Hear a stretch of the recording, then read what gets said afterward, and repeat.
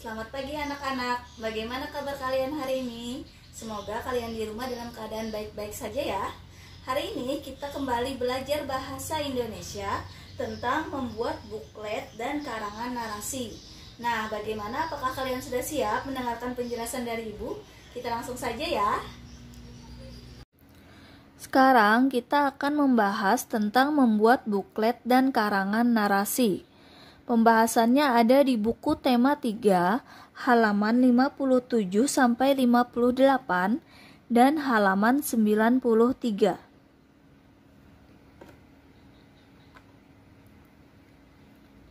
Membuat buklet.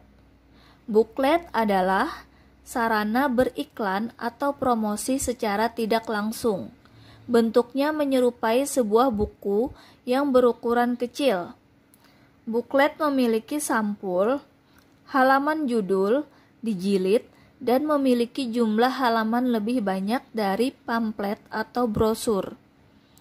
Penampilan dan desain sebuah buklet seringkali mewakili gambaran dan informasi sebuah perusahaan dan produk-produknya.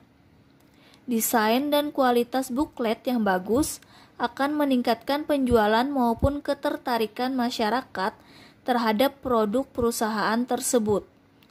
Tujuan akhir pembuatan buklet tersebut adalah agar masyarakat memahami pesan yang terkandung dalam media komunikasi tersebut. Berikut ini adalah contoh-contoh buklet.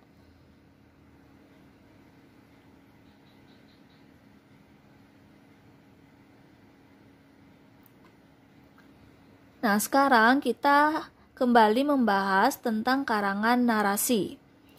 Karangan narasi merupakan karangan yang mengandung cerita atau peristiwa yang disajikan dengan urutan waktu yang jelas.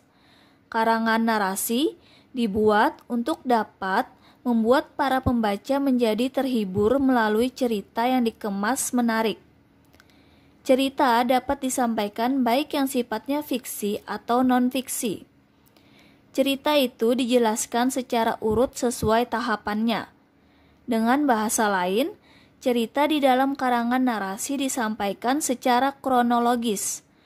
Jenis karangan narasi bisa dijumpai dalam berbagai karya sastra tertulis, antara lain seperti cerpen, novel, roman, babat, dan hikayat. Jenis-jenis karangan narasi, yang pertama adalah narasi ekspositoris. Narasi ekspositoris adalah suatu bentuk narasi yang tujuannya menyampaikan informasi mengenai berlangsungnya suatu peristiwa atau proses. Narasi ini bersifat memperluas pengetahuan pembaca. Tahapan narasi yang disampaikan menggunakan bahasa yang informatif dengan titik berat pada penggunaan kata denotif.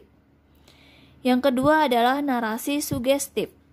Narasi sugestif adalah suatu bentuk narasi yang tujuannya merangsang daya khayal pembaca.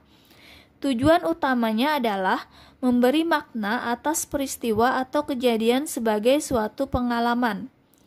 Bahasa yang digunakan lebih condong kepada bahasa kiasan dengan menggunakan kata konotatif. Yang ketiga adalah karangan narasi artistik. Narasi artistik merupakan jenis karangan narasi yang mempunyai tujuan untuk menghibur pembacanya dengan cerita-cerita yang menarik. Bahasa yang digunakan cenderung artistik. Nah, tugas kalian hari ini, yang pertama, apakah yang dimaksud dengan buklet? Yang kedua, apakah tujuan akhir pembuatan buklet? Yang ketiga, apakah yang dimaksud dengan karangan ekspositoris? Yang keempat, apakah yang dimaksud dengan karangan sugestif? Yang kelima, apakah yang dimaksud dengan karangan narasi artistik? Nah, bagaimana anak-anak? Apakah kalian sudah memahami tentang penjelasan Ibu hari ini, yaitu tentang membuat buklet dan karangan narasi? Semoga nanti kalian bisa mengerjakan tugas-tugas dari Ibu dengan mudah ya.